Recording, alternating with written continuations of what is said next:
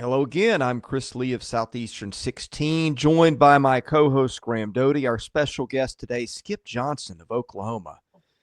Been to a national title series not too long ago, now joining the SEC. Skip, thanks for joining us today. Yeah, thanks for the opportunity. What has it been like for you and your program ever since you learned you were getting into the SEC? How's that changed recruiting, perception, attendance, all those things that go with being in this league? I think the biggest thing that's changed more than anything is the excitement and the attendance around it. Recruiting's still about the same, but it's really kind of got the fan base going. With us playing really good last year, it kind of helped it going into the SEC, even though, we probably lost 65% of our offense and 55 to 60% of our pitching staff going into this year. So it'll be interesting how we go through it. I think what's exciting for me, as much as anything, it's like a football atmosphere in a baseball field. So I think that's pretty cool.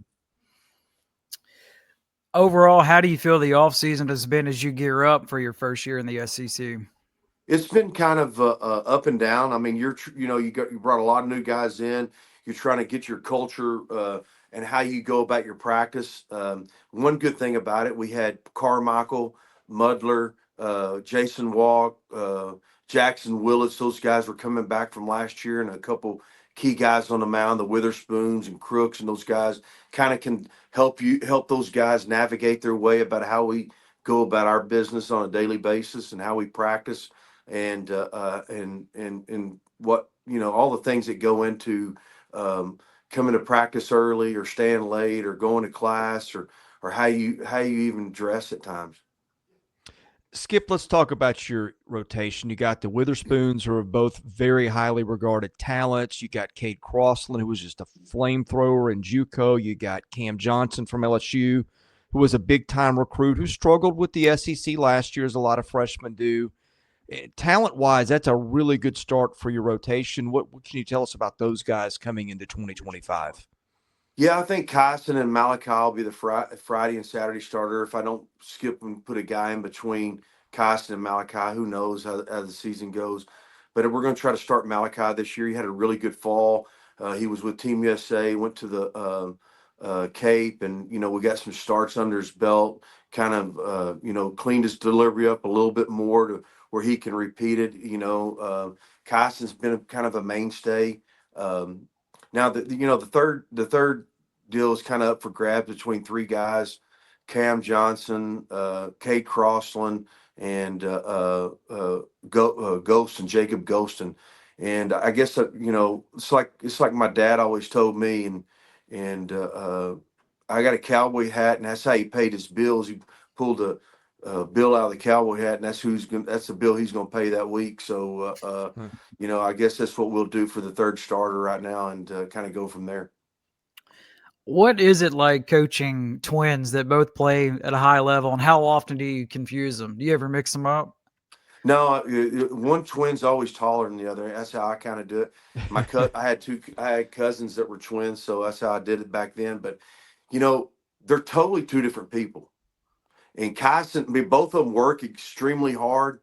They're really professional in how they go about their business. It's kind of incredible how they've kind of set the bar and for the other pitchers to learn from how they go about their business. I mean, they get here extremely early. They get their mobility stuff done with. I kind of look at pitching as in like four different areas. Your maintenance program, you're either A, B, C, D, or F in a maintenance program. And then how you repeat your delivery, how you game management, and how you have mental game. And all four of those quadrants, you got to be, a B, C, or an A to be really good at it. And so they're really good in every one of those categories. And a lot of guys can learn from those guys, but they're totally two different people. Malachi is really high energy, like, hey, I'm going to get in your face. It's time. I'm going to throw. Let's go right now, man. Let's get after it. Kyson's real poised. I mean, he is, and both of them are got electric stuff, and so it's hopefully they stay healthy, and we can score them some runs and get after it.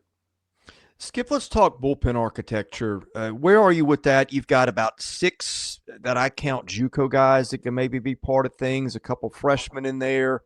Where does that pecking order settle going into the season, and how much is still left to be decided?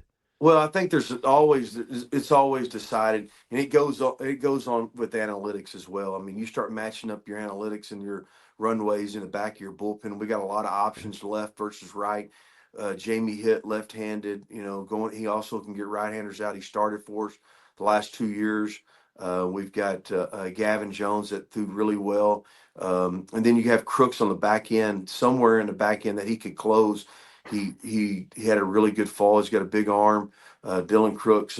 So you look at those guys, and when we get I'm trying to think of his name, the kid back from Jeffco, Dylan Tate. He had a really good fall, and he got little stress reaction in his arm, and so he's bouncing back from that really well. And so is Cade Crossland.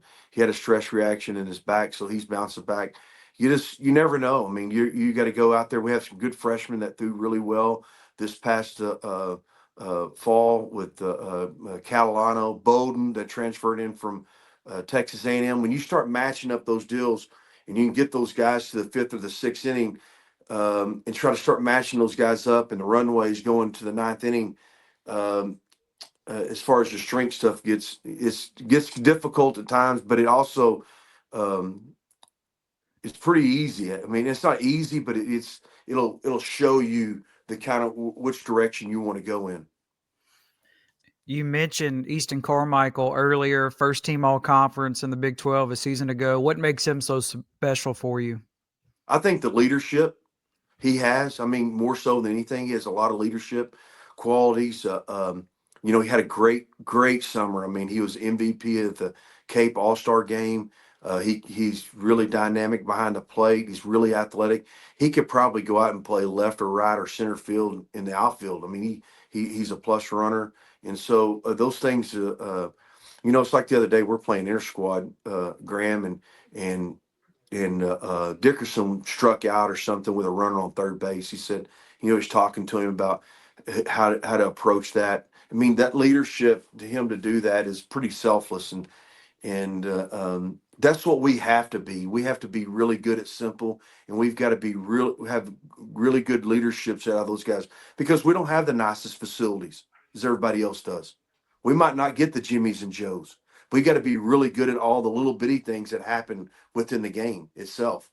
And that's the exciting part in it from our standpoint, especially in a world that we live in today, this NIL world that we're living in, where, they might not have the pride of being a Sooner.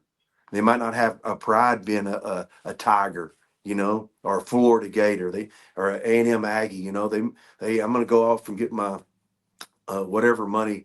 And it's going to change too. That's one thing that landscape's going to change, which is going to help a lot. Well, Skip, the way you've done it, you build heavily through JUCOs. I'm looking at your potential lineup. You got maybe Tockey at first. You got Dawson WIllits might be a factor. Brandon Kane, Christian Hoffman, perhaps all JUCO guys. You got Dasan Harris, Kyle Branch. I think high schoolers. So it looks like you've got a pretty new lineup other than Carmichael and a couple returnees maybe in WIllits and Walk too. What's it look like if you had to put a lineup together today? I think you look at you just go through the middle of the field, either Muddler or Carmichael catching or DHing, somewhere in there, and then you go to WIllits, Jackson at short, Willis probably at third, Kyle Branch probably starting out at second base right now, Walk in center field, and you have either Kane or Dasan Harris in right or left field, somewhere in there, with maybe Drew Dickerson getting in the outfield somewhere.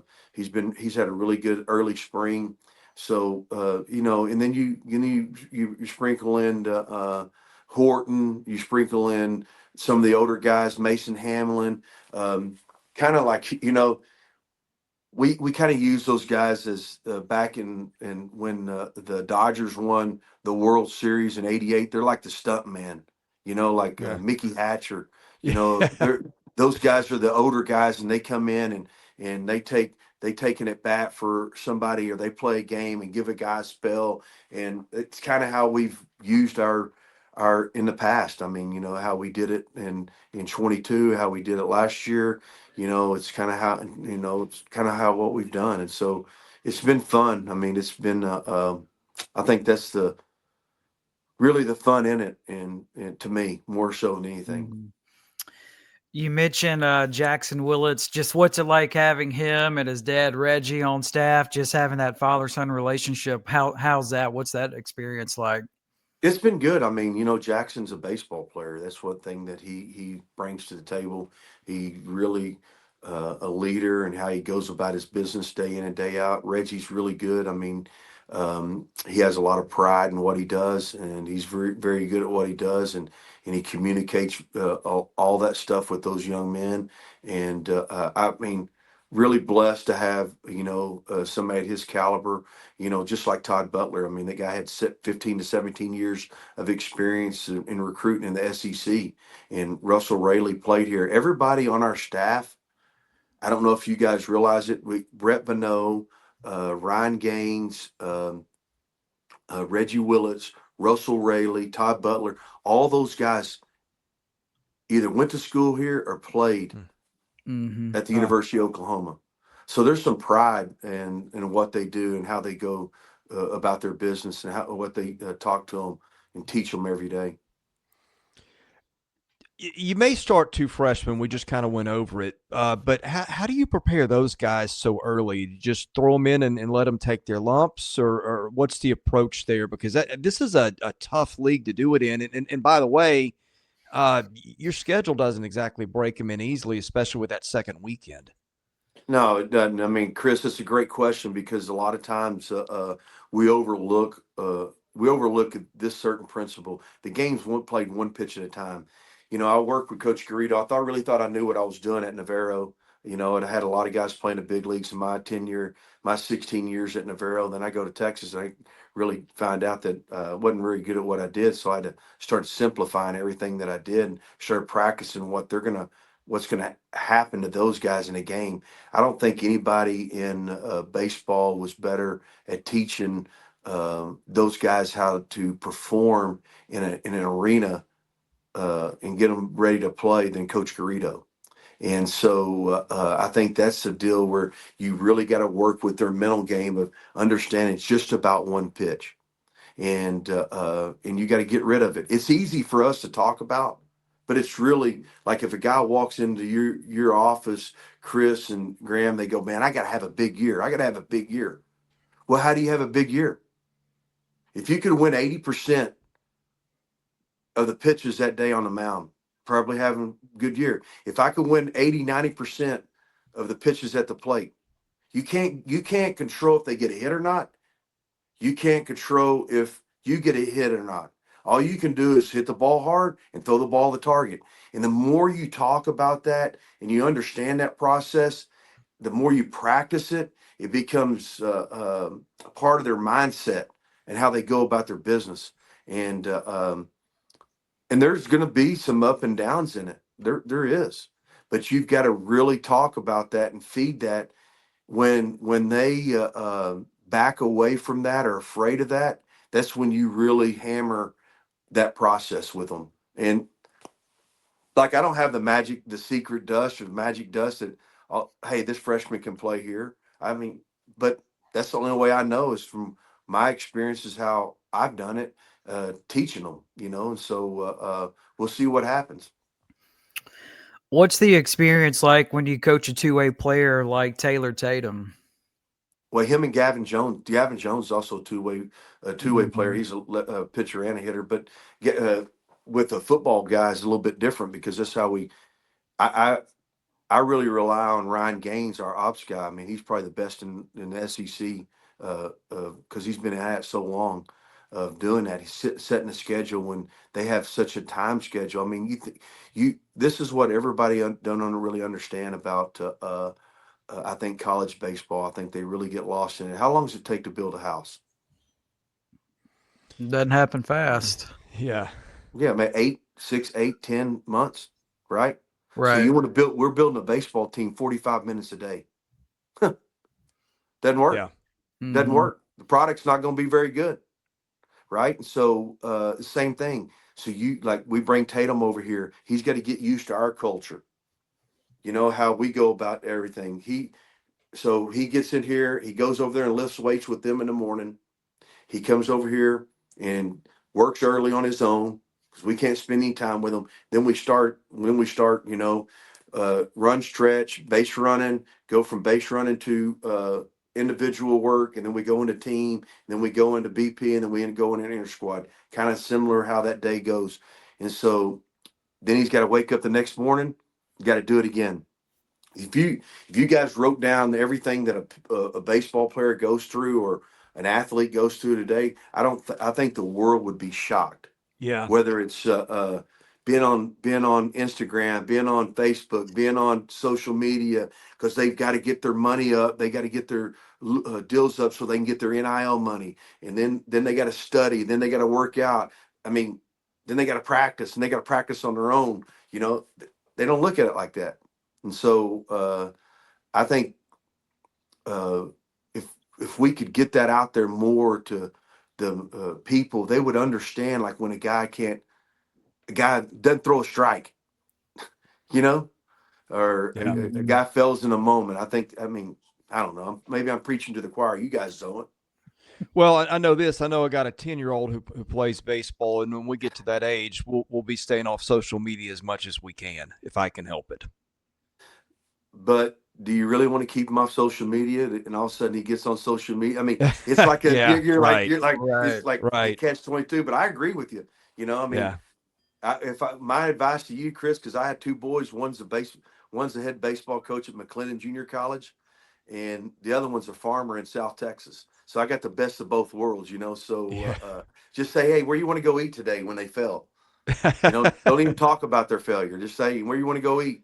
Yeah. I've heard someone say once that the thing that kills more baseball careers is the car ride home. Yeah, that's true. So I've tried to be conscious of that. Hey, Skip, as we're getting to know your team, obviously it's your first year in the SEC, so we've done our homework on our end for this year. But I'm looking at commonalities. Kind of, I look at this a lot of teams. One thing I notice about your roster, from where I can get it, your pitchers keep the ball in the park pretty well in an era that's hard to do that. The ones where I've got the data, is that a purposeful kind of building block of the? I mean, like I know nobody wants to give up home runs, but I'm just curious, is that like a point of emphasis when you're scouting and looking for players? No, you know what, Chris? If they can throw two pitches for strikes, if they can throw two pitches for strikes, if they can hold runners and they can fill their position. That's kind of what I look at. And then I look at their head, how they handle their failure. I look at their heart. Do they have a will? And if they have guts. And I mean, basically that's all the other stuff, like get them to repeat their delivery, watch their arm action, all that stuff. I don't think it's anything our park's a launching pad. Yeah. Every SEC school is a launching pad. Matter of fact, I think they should play with wood bats. We're going to all these rule changes, extra bats, shot clock, pitch clock, and all this other stuff. Now they're checking our rosin, on our hands. Why don't we just go to wood bats? If we want to be like the big leaguers and we don't practice, we'll just go to wood bats. Why don't we do that? Well, you've got some JUCOs out in that general area of the country that do that, and I love it. Oh yeah, there's for sure. I mean, Arizona teams play with wood bats. I mean, there's a lot of things that you wouldn't have to worry about a pitch clock or times or anything else if you had wood bats. Yeah. And then that scout that for the Boston Red Sox and New York Yankees, when that guy hits 25 home runs with a wood bat, he doesn't have to worry about, that guy can hit, man. Yeah. So they don't have to bring them in and work them out and. From aluminum to wood or whatnot. So there's a lot of things that you could really, I think what I try to do on my side of it is, I respect the game so much, and I want to be an ambassador for the game. So it's, if we can make it a lot like that, it's really good. I think we try to get a lot of guys that are, tough kids in a tough environment, Coach, not only do you have to worry about the product on the field, but you're also essentially a general manager as well. How do you like that aspect of it? Dealing with the portal, NIL, just everything that you have to do. Well, I'm really blessed to have Ryan Gaines as my ops guy because I named him our general manager. He takes care of that, and our recruiting coordinator goes through him to get that. I want him to have a biased opinion on that. Um, all I want to know is their attitude when we walk in there. I don't really want to know what scholarship they're on. I don't want to know what NIL money they're on because I'm the type of person, if you ain't covering first base, are you on NIL money? You can't cover first base. So we need to take the NIL money away from you. You Yeah. know, I mean, Right. I'm the type of person like that. So I just try to deal with their attitudes, what their attitude is every day. That's exactly what I want. Um, Everybody talks about why do we play for the national championship in 2022? Because we had the right attitude. Why did we win the Big 12 last year? Because we had the right attitude. We had some pretty good players, but we had the right attitude. We went about it. I mean, it was selfless in a world that's really a selfish world instead of a selfless world. You know. The other thing you had that year was Cade Horton, who really blew up late in the season. That helped a bit too. But obviously, we've talked about the Witherspoons. What does their ceiling look like, you think, as professionals? I think they'll be 1 and 2, a 3, maybe a 3 and 4 starter in the major leagues. Wow. Both of them. Yeah. Yeah, I've that's had- that's a good place to be as a head coach heading into a weekend. Yeah, they should be first rounders this year. Yeah. Everything, their stuff is first round stuff. Everything, how they go about their business is first round stuff. If they got on this podcast today, how they talk, how they articulate is first round stuff. I mean, it's incredible. I mean, they're really. You know you know what the story's about. The story's about their mother. Huh. Let's hear I that. mean, that's where the story is. I mean, she's a single parent. How she raised them and how respectful they are is incredible. Is incredible. Yeah. That's outstanding. Yep. Graham, your turn. You touched on it a little bit earlier, Coach, but what's the biggest thing you're looking forward to in the SEC? I think the biggest thing I'm looking forward to is the crowds. Yeah. See how our kids respond because we practice the mental game a lot and control yourself one pitch at a time, and to see if we can stay within our routines and be in control. I think that's lost in our world today. What is health? Spiritual, mental, physical health. That's what being healthy is. And so mental performance coaches are really big in getting these guys to understand that and see if they can stay within the confines of the game, being in control of themselves one pitch at a time. I think that's the thing what excites me is what y'all probably doesn't think. I love to win and lose. There's no doubt about that. I mean, if it's a good fight, let's get down and get after it. We'll put the key in the room, and Sue comes out with a key. I'm all about that. But what I'm about is getting a phone call from Javier Ramos or Levi Prater that they called me and said, "Hey, Coach, I just graduated. I've done something to help that kid," or get a call from Jake Irvin or Kay Cavalli or Jake Bennett, and they're coming in to throw a bullpen, or Grayson Rodriguez or Clayton Kershaw. I'm more about the relationships and what I've done to help somebody more so as a human being. This ain't about Skip Johnson. The OU's not about Skip Johnson. OU's about a team, and that's what it's about, and that's what we're about. And so that's kind of what makes me tick. Skip, you've talked a lot about mental performance and psychology of coaching players and all the challenges, social media, and you're seeing this in basketball, right? Where Tony Bennett walks away, Jim Larinaga walks away in the middle of the season, and I know your challenges, are, in baseball are very similar. I mean, I don't know how you guys get rest because as soon as your season's over, it's the portal, it's It's summer leagues. It's getting kids in school for the fall. Um, I worry we're going to start to lose some of the good people in baseball too. How valid a concern is that? What are the conversations like that you have with your fellow coaches, and what do the fixes look like that you'd like to see here? Well, I think the biggest thing is we've got to do is understand, like we have the November, December off. And what's incredible about November and December being off is we rely on Malachi and Kyson Witherspoon to get their throwing in to when we start in January, and Yeah. they got to do it on their own. I think we could move it more like spring training. But you're 100% right. What's gone on is you're going to lose a lot of coaches, but like you have to decompress and you've got to get away from it. Like I tell our guys, I said, when November gets here, don't bring any recruits in because I'm going hunting every weekend until November 15th. No, November 1st to January the 15th. I've got to get away. And I think that's a big deal for me. And I think it's a big deal for our staff and how we go, whatever it may be.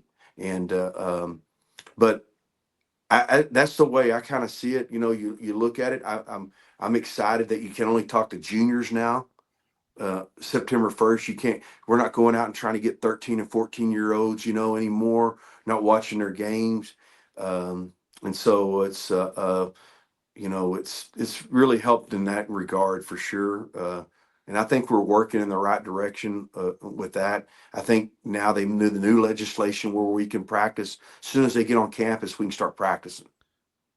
We can have a practice. We don't have to do individuals, for a week and a half until we start team that next year with 27, or I think it's 27 days and 35 or something like that. I think we've got to continue. I think we've got to continue to look at that in the fall to where you're really teaching those guys, because you think about this. There's 4 seasons.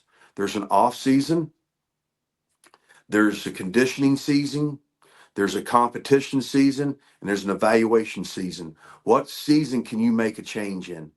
Off season, because you're not doing anything. In conditioning, you can't make a change in a swing or an arm stroke in evaluation season or competition season.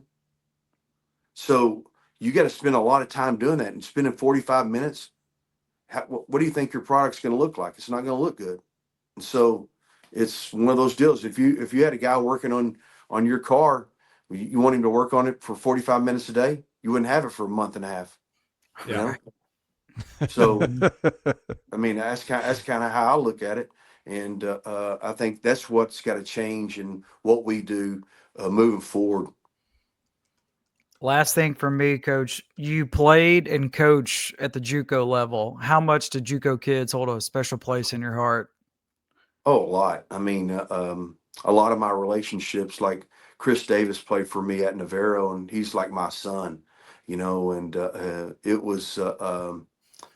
I love junior college guys because I understand they went through the grind. They didn't have everything. They didn't, they just didn't have everything, and in our world today, they appreciate it. Sometimes they appreciate it more, um, and sometimes they don't. And so it's really the character of the kid that understands that. But I hold a lot because they understand how to practice every day, for 3 or 4 or 5 hours a day. They understand they got to practice on their own. You don't have to worry about, hey, man, you know what? We're not getting this certain shoe. We're not getting a glove. We're not getting a bat. We can play with a hole in our batting glove. We can play with a hole in our pants. It doesn't have to, they don't have to worry about their necklace being out or them having a bracelet. They just go out and play baseball. They're just ball players. They're like a Labrador Retriever. You go you throw a ball to a Labrador Retriever, it'll keep bringing it back to you until you're tired. Yeah. Mm-hmm. Skip, 2 questions for you on the way out. Butch Thompson said we had to ask you for book recommendations, so that'll be one. I'll let you get to that, and then I'll get to the last one. Compete every day. That's a good one. Just came out with. and God dang it, it's I had this. Have you read this Greatness by David L. Cook? No, but I'll write that one down. It's really good. It's really good. I mean, I always go back to the Traveler's Gift and Andy Andrews and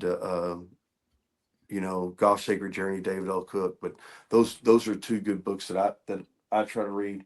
There's a really good book. God, I got for Christmas, and it was like all the great players that didn't make it. It was incredible. Skip will in with this one. Had a little technical difficulty. I think we'll probably splice it together okay. But we'll always end with this one with every coach.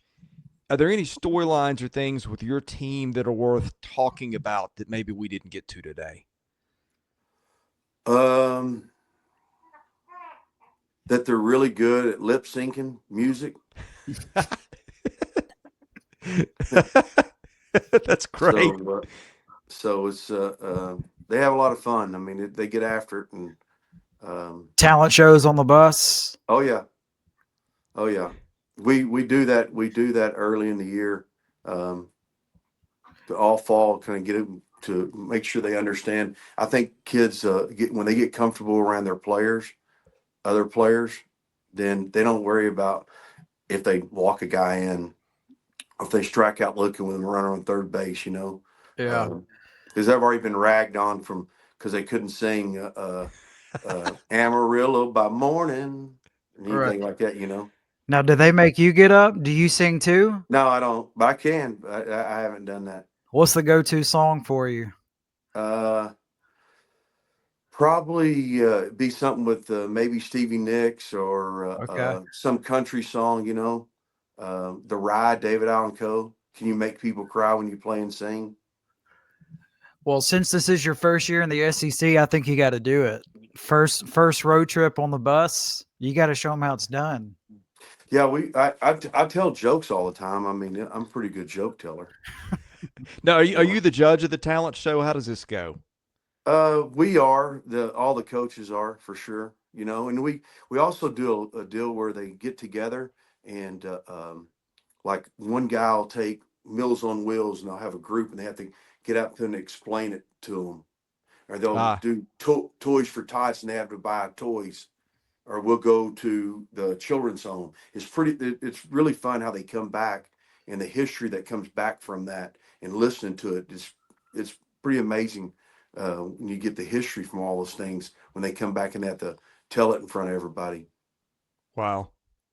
Well, that probably makes for the most interesting bus and plane ride in the league. I feel like we're going to need video of that at some point this year.